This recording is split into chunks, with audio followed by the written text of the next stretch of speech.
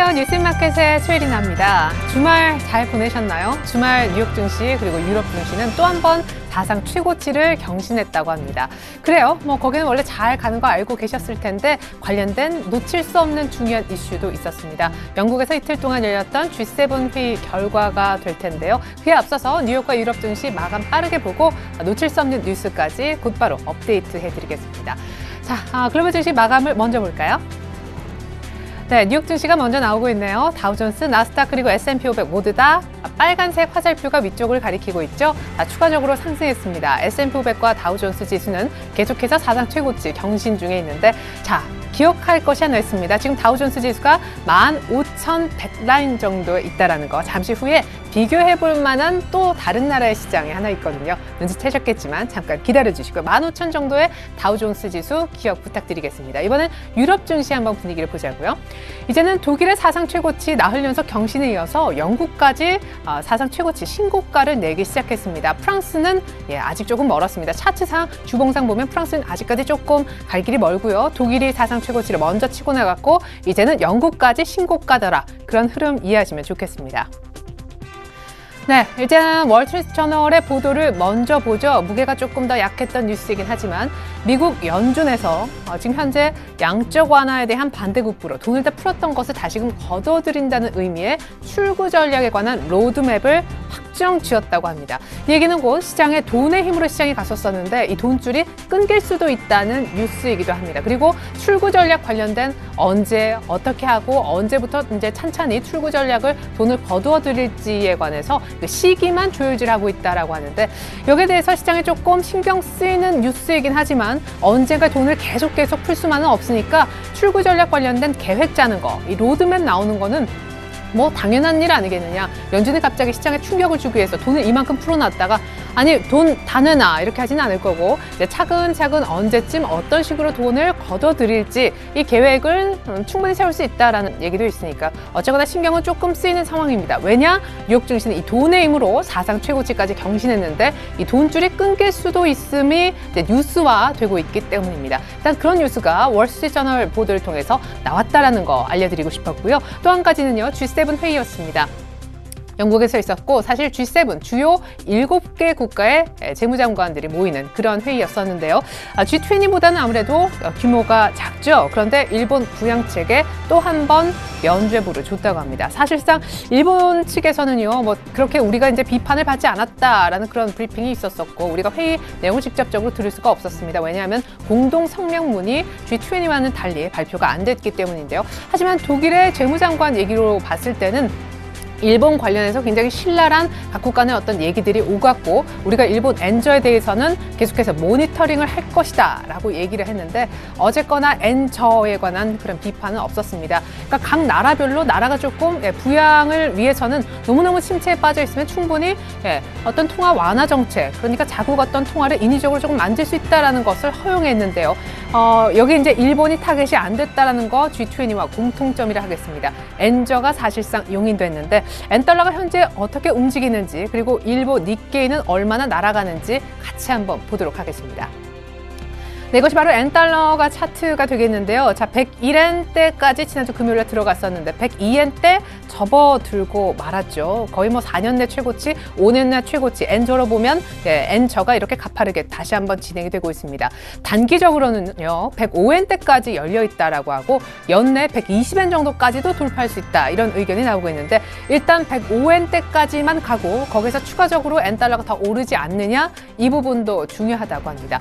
우리 엔저 효과로 너무너무 급등하고 있는 니케이의 상황을 한번 볼까요? 아까 제가 기억하라고 말씀드렸는데 다우존스 지수 기억나시죠?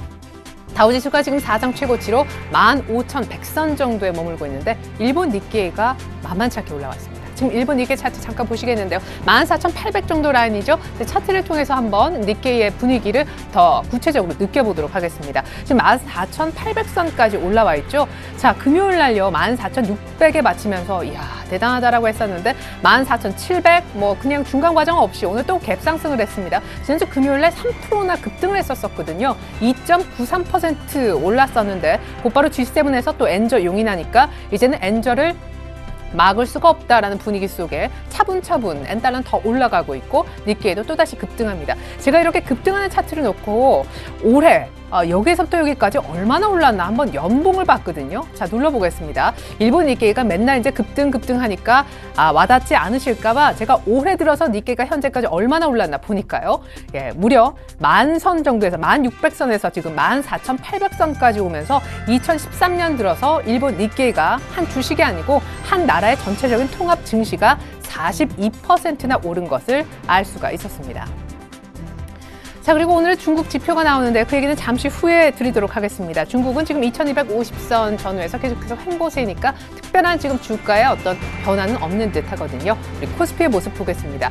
자, G7에서 일본 엔저가 용인되고 말았습니다. 기억하십니까? 지난주 금요일, 그렇죠. 기준금리 효과가 증발될 정도로 엔저, 달러당 엔화 환율이 지금 100엔대 들어갔다. 4년 내 이런 적이 없었다라고 해서 증시가 급락을 해서 1940선 정도까지 속락을 했었죠. 그런데 G7에서 엔저가 또 용인됐다네요. 어머, 그렇죠. 그러니까 악재가 없어질 수가 없다라는 분위기 속의 시장은 더 내리고 있습니다. 그런데 낙폭은 물론 제한적입니다. 잠깐 차트를 보고 코스피 수급은 얘기해 볼 텐데요. 자, 지난주 금요일 날 안타까운 부분은요. 오후장에서 전혀 돌리는 흐름이 나오지 못했습니다. 자, 지난주 사실상 금요일 날 쭉쭉쭉 계속 좀 밀렸었는데 그렇죠. 마지막까지 밑꼬리라는 것을 찾아볼 수가 없었죠. 지난주 금요일 1975선에서 출발했다가 40선, 45선까지 밀렸었는데요. 오늘 역시 장중에 1935선까지 밀렸었습니다. 지난주 금요일 날 아무도 밑에서 사는 사람이 없었는데 오늘 추가적으로 하락하는 모습까지 보였고 지금은 반등도 시원치 않다라는 얘기가 되겠습니다. 자, 코스피 분봉을 한번 보시겠는데요. 오늘 시작하면서 별로 좋지 않았습니다. 왜? G7에서 엔저를 용인했으니까. 엔저 때문에 금요일날 밀렸는데 엔저가 계속돼? 안 좋죠. 별로 흐름이 좋지 않았었고 그래도 장중한테 한번 회복을 하면서 1940선 중반까지는 올려놓았었죠. 그런데 이렇게까지 지금 약간 보합세로 특별히 여기서 더 치고 나가는 그런 반등의 흐름이 없으니까 지금 파란불 들어왔다가 빨간불 들어왔다가 왔다 갔다 하고 있는 겁니다. 오늘 장중 저점은 1935선까지 밀렸습니다. 자, 이어서 코스피의 수급을 한번 보여드리겠는데요.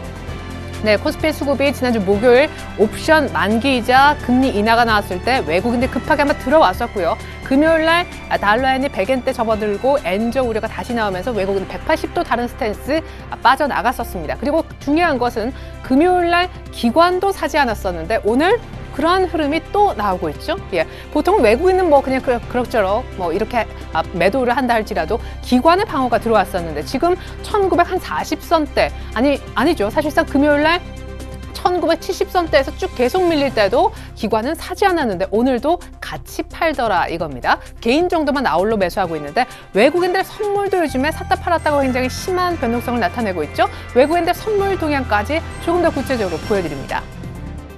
오늘 외국인들이 선물을 한 3,500계약 정도 이상 사는데 자 600억 정도 순매도, 기관도 200억 정도 순매도.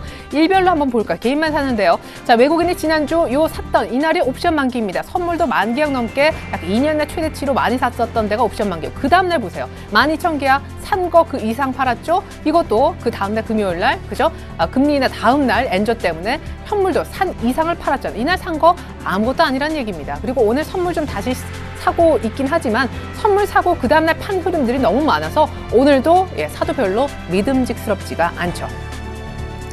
네, 이번엔 코스닥입니다. 코스닥은 그나마 좀 견주하긴 한데 지난주 목금 수급이 약간 꼬이면서 이틀 연속 반락을 했었습니다. 그리고 엔저의 영향이 조금 코스닥에도 있었다라고 하는데 엔터주 같은 경우에 엔저 영향을 충분히 받을 수 있는 섹터의 종목들이죠. 코스닥은 그렇지만 사흘 만에 반등 시도를 합니다. 570선 장중에 좀 많이 회복을 했었었는데 지금 약간 반납이 됐습니다. 코스닥의 장중 흐름 그리고 코스닥의 수급도 한꺼번에 보죠.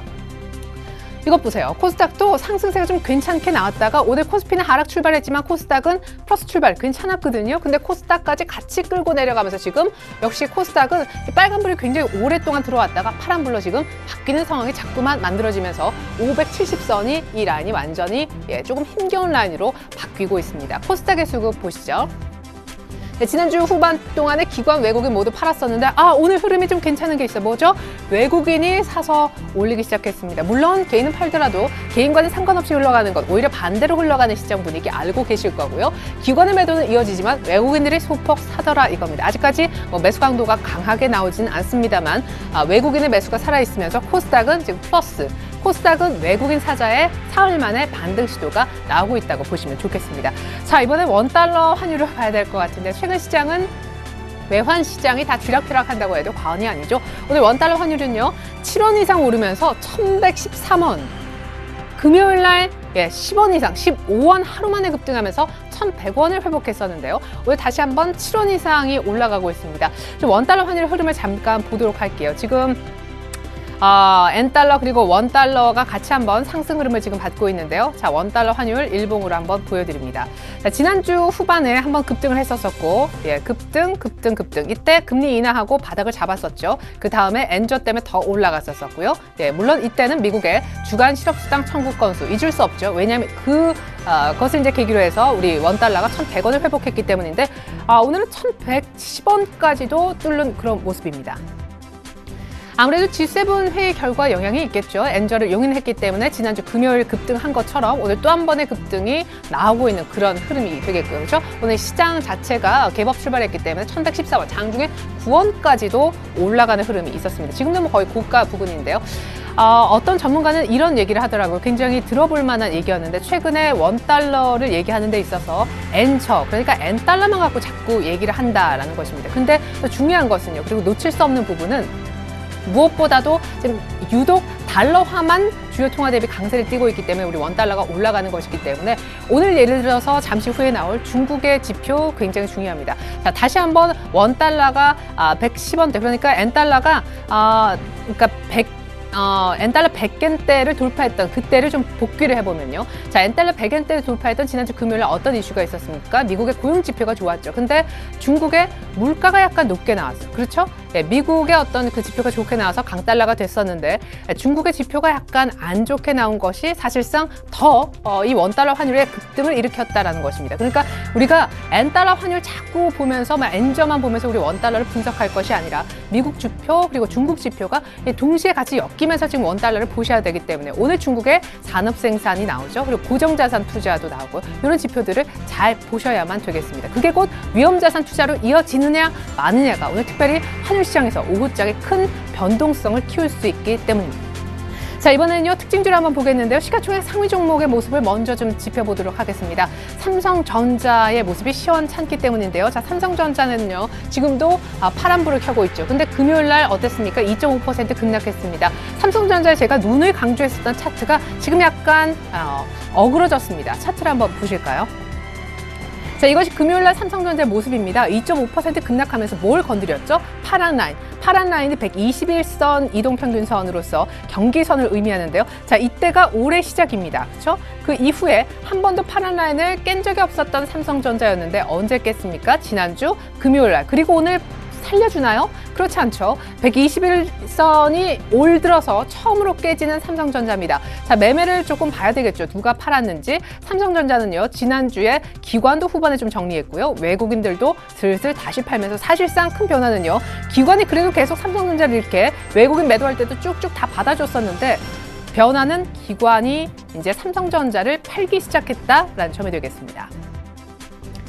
네, 기관도 삼성전자를 외면하는 등 시장의 방어 의지가 떨어진 가운데 나머지 종목들, 특별히 자동차주는 엔저의 직격탄을 맞고 있는 섹터 아니겠습니까? 현대차가 추가적인 하락을 합니다만 옛날에 이제 신저가 찍었을 때는 17만 6천 원대도 한번 갔었던 현대차여서 아직까지는 좀 하락 쪽에 여유가 있는 편이고요. 모비스 기아차는 그나마 추가적인 하락을 하지 않는 것이 다행입니다. 자, 그렇다면 자동차 쪽만 한번 모아서 다시 한번 볼까요?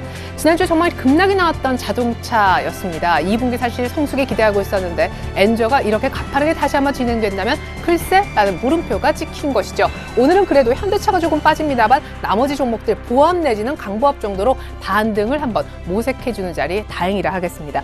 자, 이번에는 오늘 시장에 유독 빛나는 종목과 업종이 있었으니 바로 이 섹터입니다. 보여드릴 텐데요. 통신주입니다. 바로 통신주가 평균 3, 4% 정도 오르고 있는데 누가 가장 빛나죠? SKT, 그 다음에 KT, 어머, LGU 플러스가 꼴등이네. 그렇게 생각하실 수 있는데요. LGU 플러스가 오늘 시작을 했습니다. 그래서 갑자기 통신주가 왜 이러지 했는데 그 다음에 SKT가 치고 나가면서 5%나 급등을 했었고요. 그 다음에 KT가 다시 치고 나오고 있습니다. SKT 차트는 뭐 여러분들이 너무 잘 아실 텐데 하나하나 뭐 세 종목밖에 안 되니까 좀 보여드리겠습니다. 자, 오늘 전문가를 제가 연결했었을 때요. 출발 증시 와이드 코너에서요. 지금 LGU 플러스 신고가를 오늘 다시 한번 내고 있지만 12,000원 라인은 이 5일선 정도 아래쪽으로 나오면 한 번쯤 사볼 수 있다라는 의견이 좀 있었습니다. 그러니까 12,000원 아래쪽에서 매수 의견이 전문가를 통해 나왔다라는 거 참고 부탁드리겠습니다. 그리고 오늘 SKT가 사실은 상승폭은 훨씬 더 크거든요. 네, 5% 이상이나 나왔었는데 역시 신고가입니다. 22만 5천 원 정도 라인. 뭐 SKT에 대해서는 특별히 매수 적정가가 오늘 방송을 통해서 나온 건 아닌데요. 재밌는 건 KT입니다. KT가 오늘 신고가 대열에 합류했다는 게 크게 의미가 있죠. 자, KT는요, 어쨌거나 차트가 이 정도여서 이 정도에서 신고가를 논할 수가 없었었는데 이 매물대를 다 뚫는 양봉이 바로 오늘 나오면서 KT 주가가 드디어 4만 원대 들어가면서 통신 3인방이 모두 다 신고가를 내고 있습니다. 네, 이번에는 저희가 준비한 것이 바로 코스닥에 있는 시가총액 상위 종목입니다. 삼성전자는 부진한데 코스닥의 시총 상위주 가운데 아주 눈에 띄는 종목이 있습니다. 뭐죠? 5% 넘게 오르는 서울반도체입니다. 뭐 SK 브로드밴드는 실적 발표에 약간 쉬다가 오늘 다시금 반등을 강하게 주고 있는 것이고요. 서울반도체가 얼마 들어갔죠? 32,950원. 서울반도체 차트를 한번 열어보겠습니다.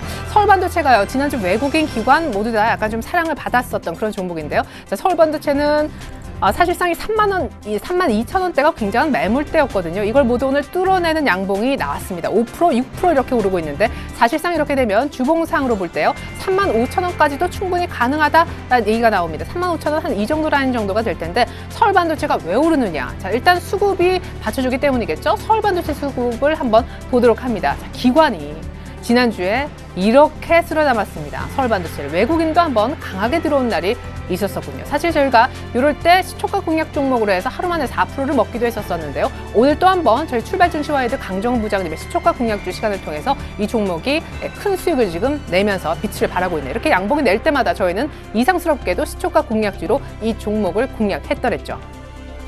무엇보다 2분기에 대한 기대감이 있기 때문입니다. LED 조명에 대한 어떤 본격적인 성장이 사실상 2분기부터 폭발적으로 시작될 것이다 라는 그런 얘기가 있었는데 오늘 LED 관련주가 전반적으로 좋죠. 루멘스, 우리 ENL, 뭐 얼마 전에 상장한 그런 신규주라고도 할 수 있지만 루민마이크로 모두 다 좋지만 대장은 누구다? 서울 반도체입니다.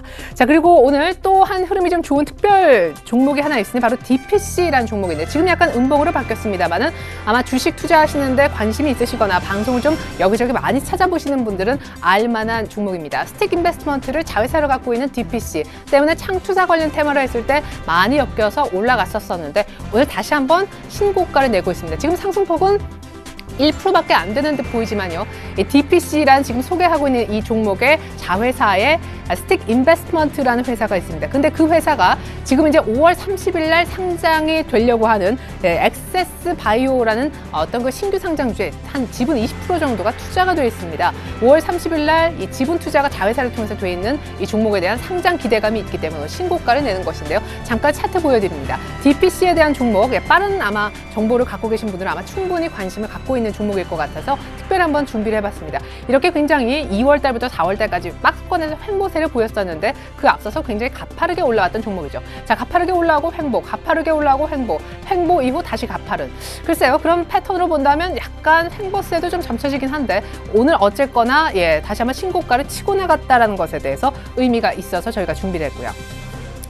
네, DPC 하니까 또 생각나는 것이 창투사였습니다. 정부의 벤처 지원 소식이 있었었죠. 26조 원 정도 이번 주, 다음 주 언제쯤 나올까 규모는 어느 정도 시장이 알고 있는데 오늘 다시 한번 창투사주들도 오릅니다. 재미있는 투자가 거의 상한가 들어가는 모습이고 SBI 인베스트먼트도 거의 상한가 두 자릿수 상승률을 다시 한번 그려주고 있습니다. 자, SBI 그룹주는 또 어떨지 SBI 인베스트먼트 보니까 좀 생각이 나는데요. 네, 지금 인베스트먼트가 거의 두 자릿수, 글로벌이 더 치고 올라가네요. 모기지, 엑시스. 자, 일본 엔저 때문에 시장은 어렵고 수출은 안 가고 내가 가진 자동차는 왜 이래? 라고 하실 수도 있지만 일본 엔저로 인해서 계속해서 잘 가는 SBI 그룹주들 시간 나시면 하나하나씩 한번 눌러보십시오. 엄청난 상승률을 최근 들어서 계속해서 그려내고 있습니다. 상승세가 크게 꺾이지 않는 한 그리고 꺾이는 그날까지 저희가 계속해서 특징주를 조금 보여드리고자 합니다. 또 하나의 특징주는 바로 현대상선인데요. 오늘 총 상위 종목 가운데 사실상 가장 부진한 종목이 되겠습니다. 현재 7% 넘게 급락하고 있는데요. 3천억 정도 되는 이자 비용도 감당하기 어렵다라는 안 좋은 리포트도 오늘 나왔습니다. 사실상 차트로 보면은 21선에 저항맞고 지금 밀리는 그런 차트가 되겠는데 오늘 낙폭도 제법 적지 않거든요. 지금 바닥권에서 약간 올라오는 듯 했지만 웬걸요? 오늘 다시금 밀리고 있습니다. 수익성 안 좋다라는 얘기도 나왔고요. 2분기 실적에 대한 안 좋은 전망도 오늘 주가 하락의 원인으로 작용하고 있습니다. 자, 곧바로 차트가 켜져 있으니까 차트를 좀 더 보겠는데 이것이 바로 오늘 크게 이슈가 되고 있는 게임빌의 차트입니다. 게임빌이 오늘 실적이 안 좋아서 실적이 언제 안 좋게 나왔냐면요. 금요일날 장 끝나고 공개가 됐습니다. 근데 오늘 6% 넘게 7% 가까이나 급락을 하면서 10만 100원을 찍었거든요. 근데 지금 7% 넘게 급락하던 주가가 곧바로 이렇게 상승 전환까지 해서 다 들어올렸습니다. 분봉을 보시면 이게 오늘 시가 이후에 차트라는 거죠. 이렇게 급락을 했다가 쭉쭉쭉 밀어 올려서 특별히 상승 전환까지 시킨 게임빌. 실적은 안 좋지만 누군가 샀다라는 것이고요. 지난주 외국인의 두 번째 사랑을 많이 받은 종목이기도 했었습니다. 자, 그리고 좀 재미있는 종목이요. CJCGV인데 아이언맨 3 보셨습니까? 예, 저는 좋던데 그 특유의 유머가요. 아이언맨 3로 인해서 뭐 이게 이제 새로운 어떤 외화로 기록이 될 수도 있을 것 같습니다. 지금 CJCGV는 아이언맨 3 모멘텀을 달았다는 분석이 있는데 어쨌거나 주가 6만 원대 처음 보시죠? 차트 한번 키워드리겠습니다. CJCGV가 정말 조용하게 그러나 계속 오르고 있는 종목이니까 이런 종목 한번 잘 보십시오. 엔저 뭐라고 해도 아마 CJCGV 갖고 계신 분들은 아마 장을 대하는 태도 자체가 굉장히 느긋하실 것 같습니다. 6만 8천 원, 오늘 6만 원 보여줬죠. 네, 특별히 저희가 오늘 조금 더 특징주로서 짚어볼 것이요. 저희가 계속해서 얘기했었던 KT뮤직 등 다른 종목이 있는데 제가 KT뮤직 뭐라고 말씀드렸습니까? 전문가가 얘기해서 KT뮤직 계속 상한가 몇 번 더 간다고 하더라 라고 했는데 오늘 드디어 상한가를 갖고 이것 또한 점 상한가입니다. 계속 아마 좀 더 갈 것 같아요. 매수 잔량이 워낙 많아서요. 캔들미디어가 한 7% 정도 가까이 급등을 하고 있는데 구글하고 콘텐츠 계약을 맺었다고 했는데요. 이건 이제 한번 상한가를 치고 나서 약간 상승폭이 줄고 있긴 합니다만은 KT뮤직은 그렇지가 않죠. 그리고 로엔의 빨간불이 들어오네요. 그렇죠. 로엔이 어땠습니까? 지난주 금요일 날 최대 주주 지분 매각설 때문에 사실상 두 자릿수로 크게 밀렸었는데 오늘 일단은 지분 이제 조회 공식 얘기가 나왔는데 그럴 계획이 아직까지 없다라고 얘기해서 뭐 큰 폭의 반등은 아니지만 일단은 1% 정도 반등 포인트를 잡아주고 있습니다. 또 한 가지 놓친 것이 있네요. 중국 AI로 인해서 사망자가 결국에는 발생했다고 하죠. 때문에 오늘 백신주가 다시 한번 뜨고 있습니다. 제일바이오와 한 이글벳 정도가 볼만한데 잠깐 차트를 열어보면요. 사실상 뭐 신고가의 어떤 그런 그룹은 지금 아주 강한 테마가 부는 건 아닌 것 같습니다. 제일바이오 그리고 이글벳을 한번 볼까요? 자, 이것이 바로 이제 이글벳의 차트가 되겠는데요. 이글벳은 오늘 급등을 한번 했었다가요. 상승폭을 약간 줄이고 있고 전반적으로 좀 그러합니다. 한 번씩 고가를 찍었는데 약간 이대로 이제 테마가 꺼지나 하는 눌림목을 다시 한번 만들면서 조금 살아나는 그런 흐름, 뭐 이렇게 신고가로 치고 나가는 그런 차트는 아니라는 거, 백신주 전반적인 분위기를 감지하라는 뜻에서 저희가 준비를 한번 해봤습니다. 네. 결국 시장의 관심사는 뭡니까? N달러 환율이 되겠죠. 이 N저 때문에 시장이 이렇게 밀리고 외국인이 돌아오지 않고 하는 이 모든 흐름이 이어진다고 볼 수 있겠는데요. N저가 지금 한 102엔대, 100엔대 돌파했는데 101엔대 뚫고 102엔대까지 뚫었다고 합니다. 단기적으로는 105엔대까지 열려 있다고 하는데 여기에서 멈출 것인지 그 이상 갈 것인지가 상당히 중요한 관건이라고 해요. 사실상 120엔대까지 전망이 나오는데 그건 뭐 나중 얘기고요. 자, 그러면 N저를 잡을 수 있는 가장 좋은 여건은 뭘까요? 예, 중국 지표에 달려 있습니다. 사실상요, 제가 오늘 말씀드릴 내용 중에 하나가 N저가 이제 계속해서 진행이 되니까 다들 방어주 사라고 합니다. 그 오늘 여파로 사실상 무슨 풍선 효과처럼 N저가 진행되니까 이쪽에서 이렇게 통신주가 많이 부풀어 오르는 그런 느낌을 주고 있긴 한데요. 이런 이제 국면이 계속되는 한 통신주는 물론 단기 트레이딩 해볼 수가 있겠죠. LGU 플러스 오늘 12,000원 아래에서 약간 매수해도 트레이딩 용도로 괜찮다라는 의견이 나온 것도 아마 이와 무관하지 않을 것입니다. 근데 오늘 중국 지표가 나올 건데요. G7에서 N저를 용인하긴 했지만 중국에서 만약에 기준금리 인하를 하게 된다면 얘기가 달라집니다. 지금 다들 통화전쟁을 하고 있잖아요. 자, 풍선이 있습니다. 갑자기 풍선 생각이 났는데 유럽에서 이제 기준금리 인하를 하지 않았습니까? 이렇게 풍선을 꽉 눌렀어요. 그럼 다른 나라에서 풍선이 이렇게 튀어오르겠죠? 튀어오르는 건 불리하다고 한번 생각을 해보십시오. 미국에서도 우리도 양쪽 하나 계속 할 건데? 라고 하면서 또 미국에서 이렇게 풍선을 좀 눌렀습니다. 그럼 다른 나라 쪽에 또 부풀어 오르겠죠? 그렇죠? 그리고 일본에서 사실은 그에 앞서서 가장 크게 풍선을 꽉 눌렀습니다. 이제 그것이 이제 순차적으로 계속 일어나고 있는데 그걸 이제 견디다 못해서 우리나라 쪽이 너무 부풀어 있으니까 우리나라도 이제 한번 눌렀죠. 그게 기준금리 인하였는데 워낙 부풀어 오른 게 컸고 다른 나라가 이게 풍선을 더 꽉 잡고 있어가지고 우리로서는 기준금리 인하가 별로 효과를 발휘하지 못했습니다. 이런 가운데 너무너무 조용하게 있었던 중국이 기준금리를 내릴 가능성이 제기되고 있습니다. 이게 사실 가장 중요한 포인트인데요. 중국의 최근 들어 지표를 한번 리뷰해보면요. 1분기 성장률이 7.7% 나왔습니다. 2분기 성장률이 8%가 지금 안 될 가능성이 있습니다. 왜냐?